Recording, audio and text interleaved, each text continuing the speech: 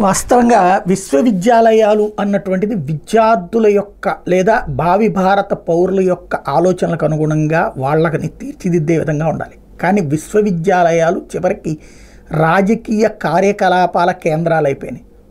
దానికి సజీవ సాక్ష్యం అధికార యంత్రాంగాలు ఏకంగా పార్టీల జెండాలు పట్టుకు తిరగడం, పార్టీలను గెలిపించే ప్రయత్నాలు చేయడం, యూనివర్సిటీల ముందు తీసుకొచ్చి బోర్డులు పెట్టడం.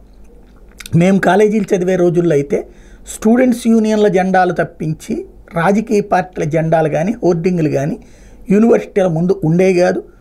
మేము చదివేది ఏంటి, ఈవెన్ నేను ఈ ఫీల్డ్లోకి వచ్చిన తర్వాత 30 ఏళ్ళు అయింది నేను వచ్చి, 25 ఏళ్ల క్రితం దాకా కూడా లేదు. ఈ 5 ఏళ్లలో మాత్రం చివరికి నాయకుల యొక్క మెహర్బానీ కోసం అని చెప్పేసి వీసీలు, వైఎస్ఆర్ కాంగ్రెస్ పార్టీకి సంబంధించిన నాయకులు, మంత్రులు వాళ్ళకి హోర్డింగులు యూనివర్సిటీలు బయట పెట్టే దరిద్రం దాపురించింది.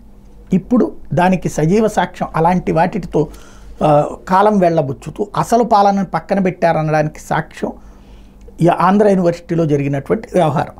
అక్కడ పుస్తకాలు ఏది డిస్టెన్స్ ఎడ్యుకేషన్, నేను కూడా పీజీ డిస్టెన్స్ ఎడ్యుకేషన్లోనే చేసింది. ఎంఏ సోషియాలజీ చేశాను, అప్పుడు డిస్టెన్స్ ఎడ్యుకేషన్లో చేశాను. బీకామ్ అయితే డైరెక్ట్గా చేశాను.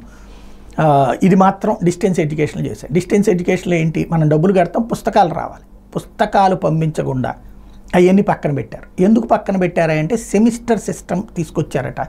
సెమిస్టర్ సిస్టమ్ వలన ఇందులో ఎంతవరకు అన్నటువంటిది చెప్పాలనేది అర్థం కాక ఆపారట.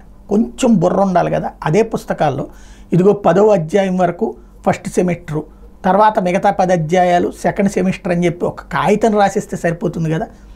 ఆ మాత్రం బుర్ర కూడా వాడనటువంటి వాళ్ళు భవిష్యత్తు బుర్రలుండే నాయకుల్ని తీర్చిదిద్దేటటువంటి వాళ్ళు అనుకోవడం దౌర్భాగ్యం.